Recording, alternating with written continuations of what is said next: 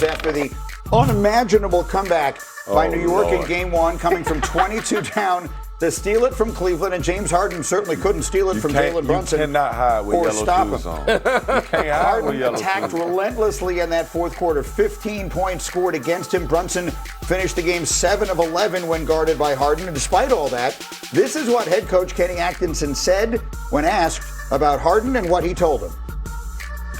Without you, we're knocked out in the first round. That's first. My personal opinion. So let's just stop there. We're in a great position. You've played great. Sometimes micro experiences get exaggerated. So keep being yourself. That was a micro experience at the Garden. It felt macro as that fourth quarter was going on. It started micro, and then they didn't call a timeout, and it sort of got turned into macro. Why are you laughing? When you hear the coach talking, why are you laughing, Sean? Because, first off, when I got drafted to New York, K.A. was my guard coach coming in. Kenny Atkinson, under D'Antoni. So K.A. always had this way to him that you're like, he's a player. He answered that like a player. Like, that's my teammate, and y'all are going to back off.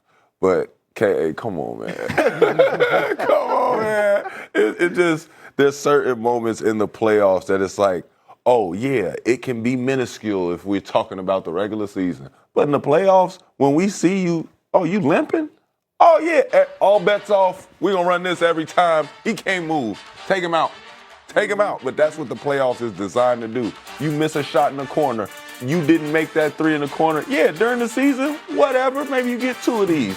You about to shoot 8 of these tonight in the playoffs. Right. So when you do stuff like that and you get picked on, it's just, I would expect a teammate to hop in the way and say something like this, but a coach. Remember, that started off without you. Yeah.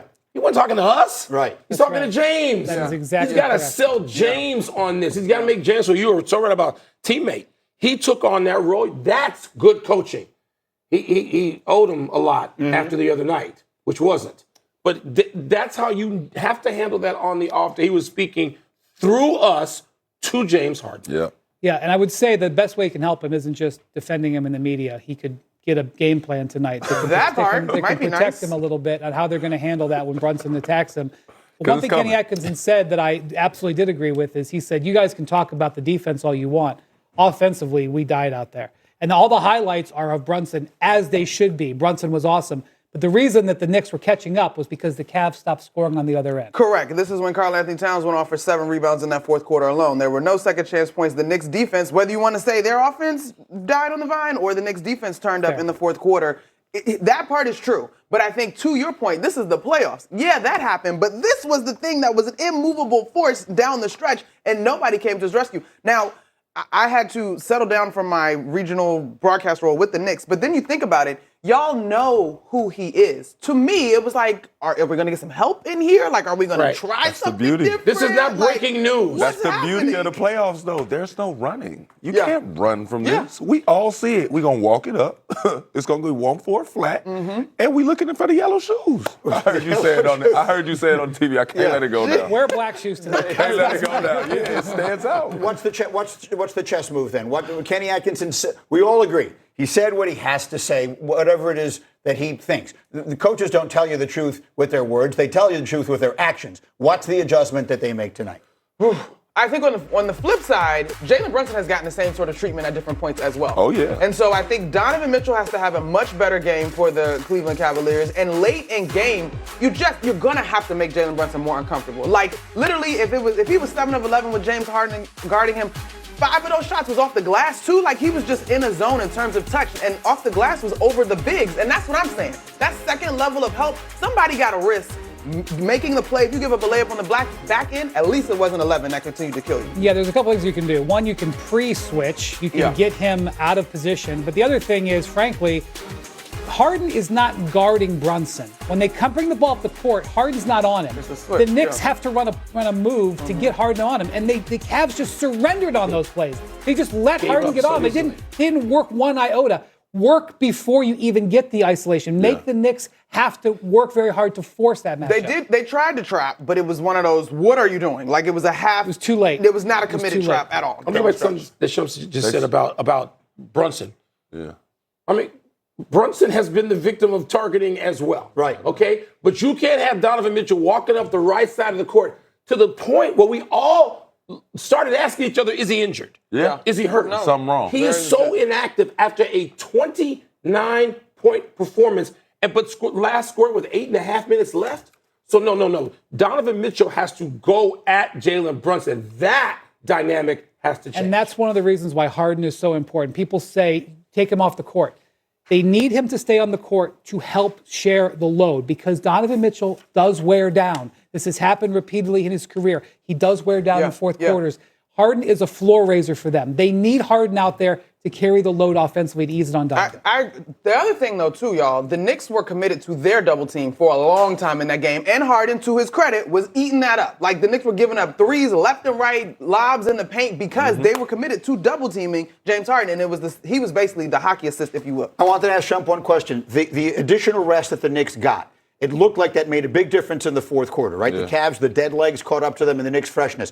Now, after one off day and playing again, do the Cavs get that rhythm back? The Sixers look much better in Game 2 than they looked in Game 1 2 weeks ago. I can't speak for the Cavs. I do know that the Knicks are going to look a lot better. Yeah. I would expect it to look a lot more like we would have assumed the Game 2 would go now that they've found a way, especially with OG Anunoby being able to finally get that little jitter game out the way, test it out a little bit, still in the game, confident. He didn't play how he wanted to play. But mentally getting through that first game, getting his second wind out there again, them all getting a rhythm like that, I think that's scary for the Cavs. The Cavs should have stole that first game. They're going to have to defend home. Game 1 was an instant classic. What awaits us in Game 2? A much better pace by the Thunder.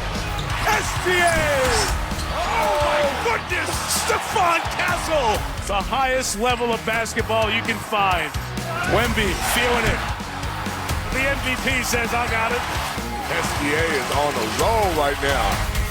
The guys brought it tonight. We brought the energy from the jump. Now we got to go on the road against a really good team and go get one.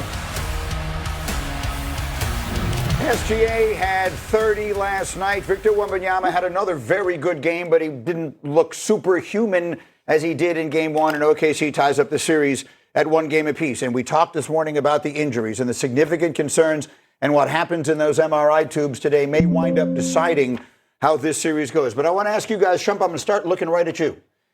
If particularly if the Spurs are a little bit hobbled, if they're going to win this series, is Wembanyama going to have to play like he played in Game 1 3 more times? Can they win if he isn't literally like an alien? It might not need to be Game 1. I think Game 1 was pretty special. Yeah. I can't ask him to do that, but he is going to have to pull a rabbit out the hat. De'Aaron Fox, and I, we played together in Sacramento. I remember that game, my knee was swelled up. You asked me, why are you playing hurt? Why? These are the reasons right here. When you get in moments like this, you kind of know when you have to send a message. Tape that ankle up, do whatever you got to do. Your guys are down. They need to see somebody holding the flag for them. This is what the playoffs is made of, though. The adjustments happen, the injuries happen, and then somebody has to step up.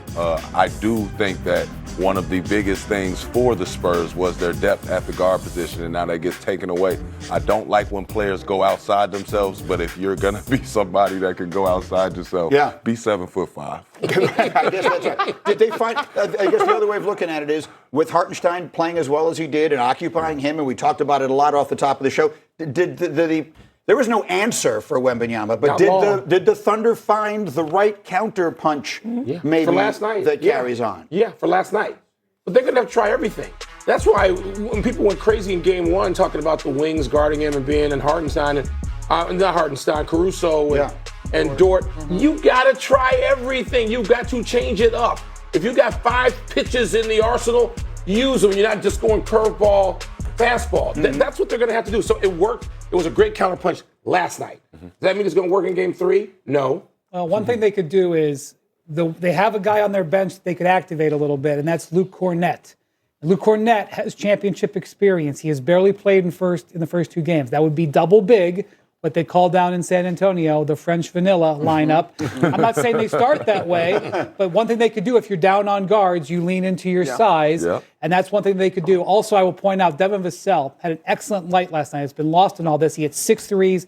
He can ball handle a little bit. They're going to potentially have to activate him to be more of a ball handler as well. The other thing I think to keep in mind is we're going back to San Antonio now, right? And I'm not the home court advantage of sort of the crowd, the impact, the environment on the officiating. We said it. Isaiah Hartenstein, to a degree, was like, you can't call everything. I'm going to be as physical as I want to be. He finished the game with 4 fouls. Would that strategy look different in San Antonio? We're going to find out. That will be tomorrow night. Meanwhile, tonight we got game